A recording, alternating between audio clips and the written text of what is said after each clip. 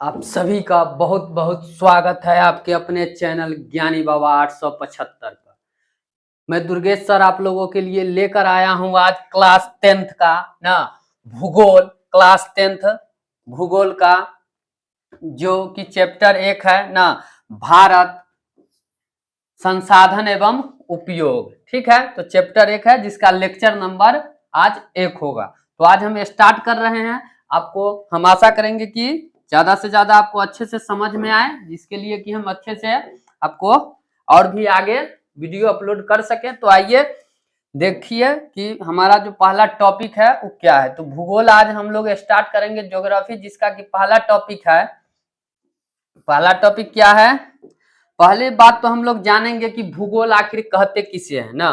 भूगोल आखिर किसे कहते हैं? तो भूगोल वह विषय या शास्त्र है ना जिसके अंतर्गत पृथ्वी के ऊपरी स्वरूप, पृथ्वी की संरचना और उसके प्राकृतिक भागों अथवा पृथ्वी में पाए जाने वाले खनिज तत्वों के बारे में अध्ययन करते हैं ना। जैसे पहाड़, महादेश, देश, नगर, नदी, समुद्र, झील, वन, कोयला, पेट्रोल आदि के बारे में हम लोग अध्ययन करते हैं ना। तो भूगोल वह विषय या शास्त्र है जिसके अंतर्गत पृथ्वी के ऊपरी स्वरूप ना, ऊपरी स्वरूप, पृथ्वी की संरचना मतलब इसकी बनावट के बारे में और उसके प्राकृतिक भागों, प्राकृतिक भाग मतलब कि जो ईश्वर के द्वारा दिया गया भाग है, अथवा पृथ्वी में पाए जाने वाले खनिज तत्वों के बारे में अध्ययन करते हैं ना। जैसे देखिए भूगोल के अंतर्गत हम लोग पहाड़ के बारे में जानकारी प्राप्त करते हैं, महादेश, देश, नगर, नदी, समुद्र, झील, वन, कोयला, पेट्रोल आदि के बारे में जानते हैं ना। भूगोल जिसे अंग्रेजी में ज्योग्राफी कहा जाता है ना, भूगोल को अंग्रेजी में क्या कहा जाता है? ज्योग्राफी कहा जाता है। ठीक है, अच्छा पहले हम लोग जानेंगे कि ज्योग्राफी जो इस शब्द है ना ग्रीक भाषा का शब्द है। ज्योग्राफी किस भाषा का शब्द है? तो ग्रीक भाषा का शब्द है, जिसका निर्माण दो शब्दों से किया गया है। ज्योग्राफी का जो ग्रीक भाषा का शब्द है जिसका निर्माण जो है कितने दो शब्दों से किया गया है। पहला शब्द है जियो और दूसरा है ग्राफो ना, जिसमें जियो का अर्थ है पृथ्वी और ग्राफो का अर्थ है लिखना या वर्णन करना। जियो का अर्थ क्या है? पृथ्वी, और ग्राफो का अर्थ है लिखना या वर्णन करना, यानी पृथ्वी का वर्णन ना। तो भूगोल का जनक या पिता कहें तो किसे कहते हैं? इराटो। यहाँ पर टाइपिंग में थोड़ा मिस्टेक है, देखते चलिएगा। तो भूगोल का जनक या पिता जो है वो किसे कहा जाता है? तो इराटोस्थनीज को कहा जाता है।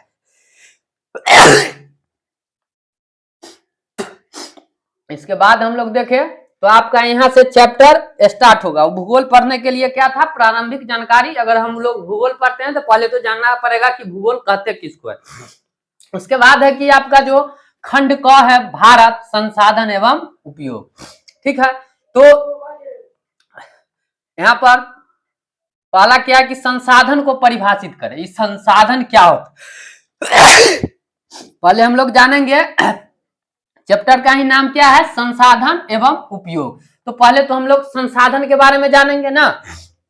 प्रकृति प्रदत्त संसार की सारी वस्तुएं जिसे मानव अपनी तकनीक,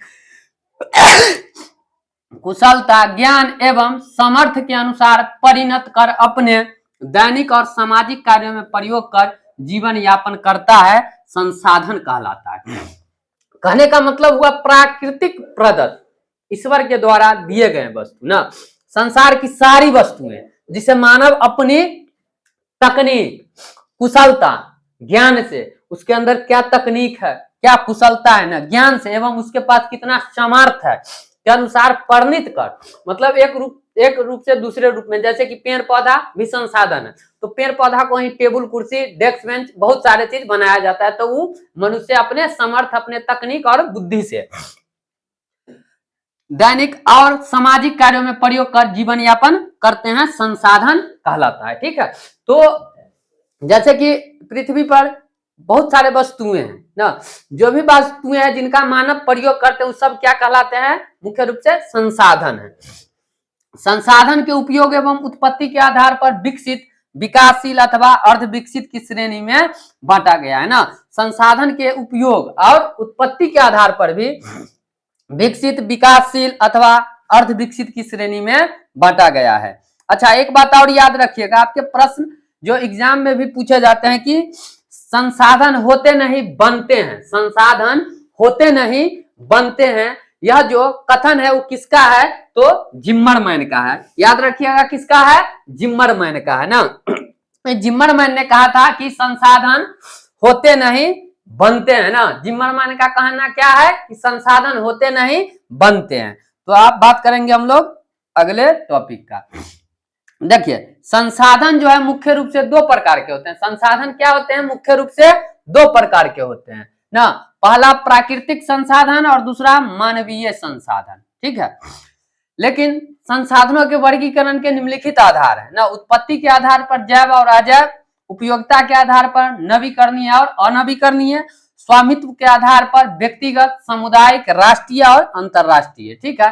तो प्राकृतिक संसाधन जो किसको कहेंगे? प्राकृतिक संसाधन जो ईश्वर के द्वारा दिया गया संसाधन हो ना, उसको क्या कहेंगे? प्राकृतिक संसाधन। और जो मानव के द्वारा निर्मित किया गया संसाधन उसको मानवीय संसाधन कहेंगे ना। तो सभी संसाधन के बारे में हम लोग बारी बारी से पढ़ेंगे ना।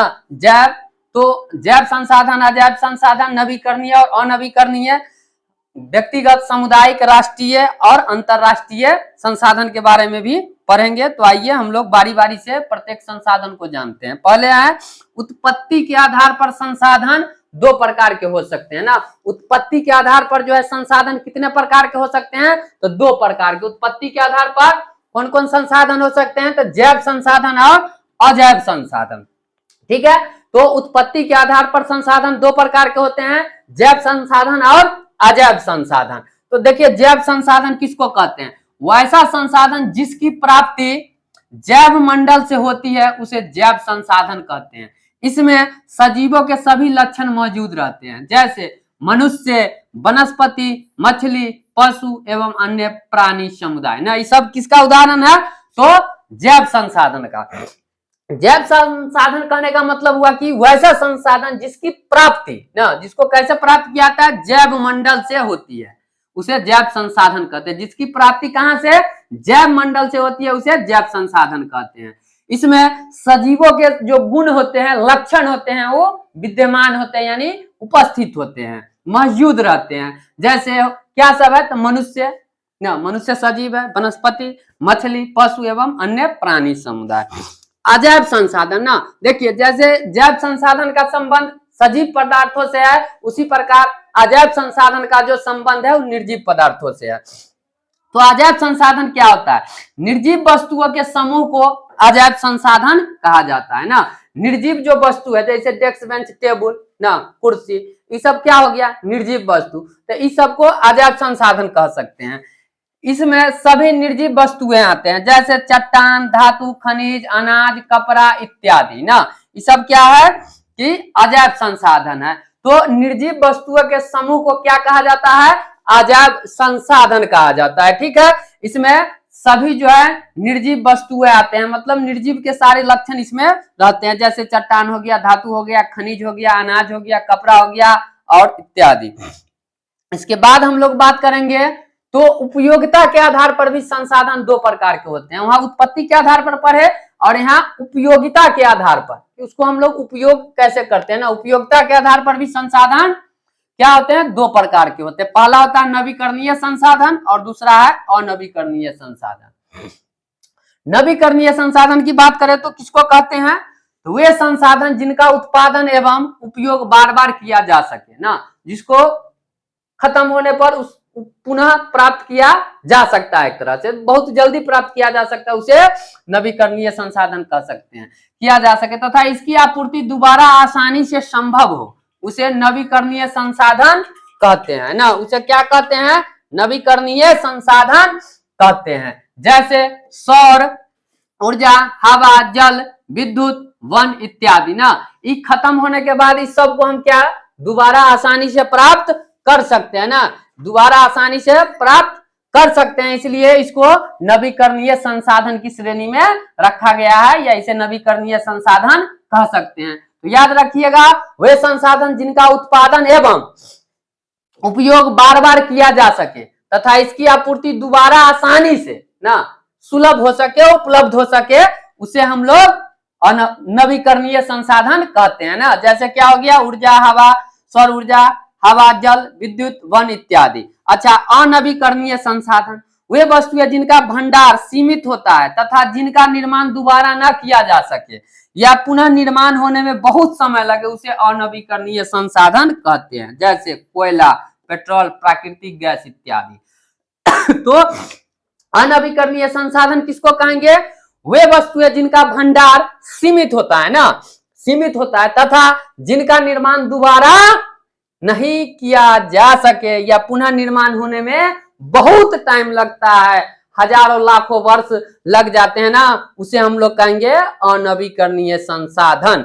तो जैसे कि कोयला के निर्माण में लाखों वर्ष, हजारों लाखों वर्ष लग जाते हैं, पेट्रोल, प्राकृतिक गैस इत्यादि, ये सब क्या है, अनवीकरणीय संसाधन के उदाहरण है। तो हम आशा करते हैं कि आपको नवीकरणीय संसाधन और अनवीकरणीय संसाधन अच्छे से समझ में आया होगा। यदि समझ में आ रहा होगा तो प्लीज चैनल को सब्सक्राइब कर लीजिएगा, वीडियो को लाइक कर लीजिएगा, क्योंकि हम आप लोगों के लिए लेकर आने वाले हैं क्लास 10 के पूरा सिलेबस। ठीक है, तो प्रत्येक विषय का आपको full chapter by chapter class मिलेगा, उसके बाद उसके क्वेश्चन आंसर, फिर उसके ऑब्जेक्टिव, जितने भी प्रश्न आपके बुक से ना, जो बिहार बोर्ड का बुक है उससे जितना भी प्रश्न बनने वाला होगा ऑब्जेक्टिव, सभी प्रश्न आपके लिए हम प्रोवाइड करेंगे, उपलब्ध करेंगे। तो आप हमारे साथ जुड़े रहे ऐसे ही। जैसे कि गणित का भी कुछ वीडियो अपलोड हो चुका है, वास्तविक संख्या का, उसके बाद हिंदी का भी 2 पार्ट तक वीडियो अपलोड हो चुका है। अभी तक आप नहीं देखे हैं तो जाके डिस्क्रिप्शन बॉक्स में लिंक दिया होगा, वहां से आप देख सकते हैं। इकोनॉमिक्स का भी एक चैप्टर पढ़ा दिए हुए हैं, उसका भी क्वेश्चन आंसर अपलोड बहुत जल्द होगा। तो आइए बढ़ते हैं आगे।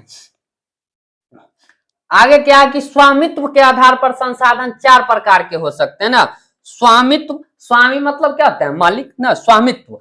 तो व्यक्तिगत संसाधन, स्वामित्व के आधार पर भी संसाधन 4 प्रकार के होते हैं। क्या क्या, तो व्यक्तिगत संसाधन, सामुदायिक संसाधन, राष्ट्रीय संसाधन और अंतरराष्ट्रीय संसाधन। ठीक है, तो पहला हम लोग देखते हैं व्यक्तिगत संसाधन।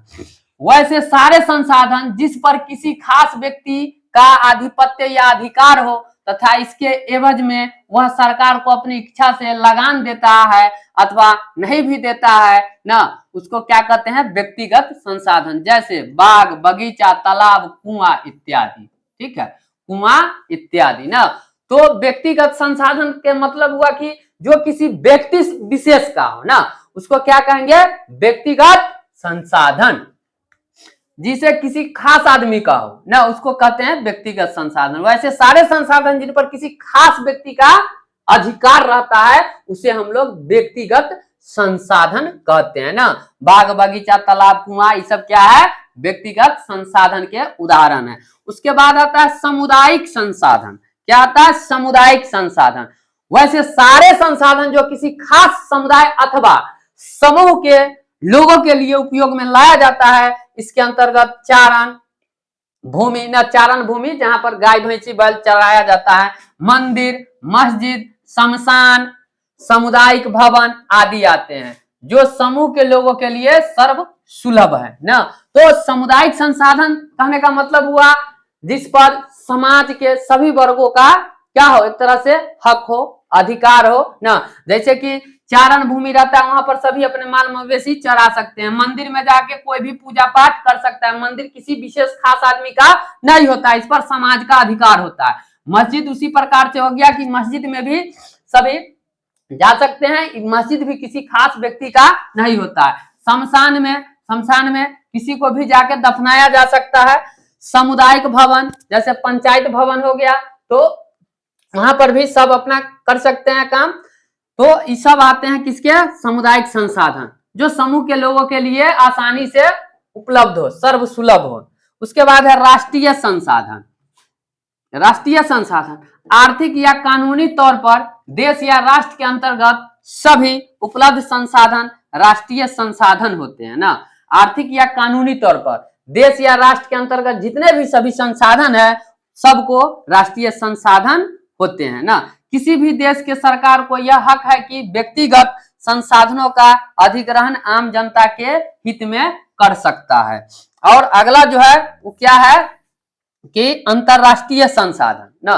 तो देखिए इस प्रकार के संसाधनों का नियंत्रण अंतरराष्ट्रीय संस्था करती है, अंतरराष्ट्रीय संस्था करती है। समुद्री तट रेखा से 200 किलोमीटर की दूरी छोड़कर खुले महासागरीय क्षेत्र अंतरराष्ट्रीय संसाधन कहलाते हैं। अब इसको समझने के लिए आइए यहाँ समझ लीजिए। जैसे कि मान लीजिए ये क्या है, ऐसा समुद्र है, समुद्र है तो यहाँ से इधर समझने के लिए समझिए ना, कोई देश जैसे कि श्रीलंका ही हो गया, श्रीलंका, ठीक है, और इधर हो गया भारत, ठीक है।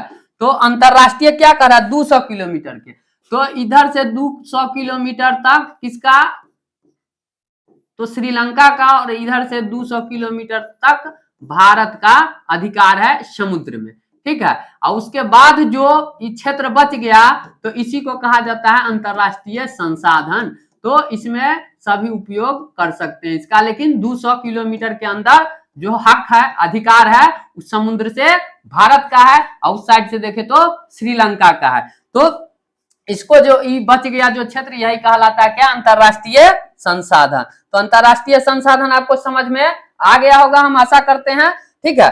तो इस प्रकार के संसाधनों का नियंत्रण अंतरराष्ट्रीय संस्था करती है ना। समुद्री तट रेखा से 200 किलोमीटर की दूरी छोड़कर खुले महासागरीय क्षेत्र अंतरराष्ट्रीय संसाधन कहलाते हैं ना। तो ये जो खुलल वाला क्षेत्र बताए हैं वही क्या कहलाता है, अंतरराष्ट्रीय संसाधन कहलाता है, ठीक है। तो आशा करते हैं कि आपको यह वीडियो अच्छे से, यह जो अभी हम लेक्चर है फर्स्ट, ये अच्छे से आपको समझ में आया होगा। यदि अच्छे से समझ में आया होगा तो प्लीज चैनल को लाइक, शेयर और चैनल को सब्सक्राइब करना न भूलिएगा। फिर मिलते हैं अगले लेक्चर में, तब तक के लिए बहुत बहुत धन्यवाद।